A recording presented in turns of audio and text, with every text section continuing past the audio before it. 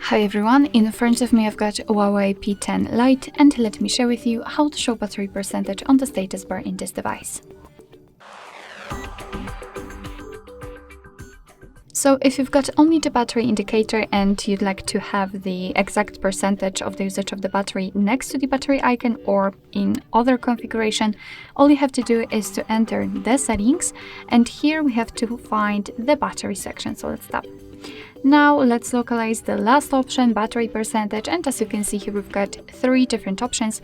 So probably you've got this one, do not show, so you've got only the battery indicator next to the battery icon, and as you can see it will be displayed on the left, or inside the battery icon, and as you can see it is visible inside the battery. It is a little bit smaller, however still readable.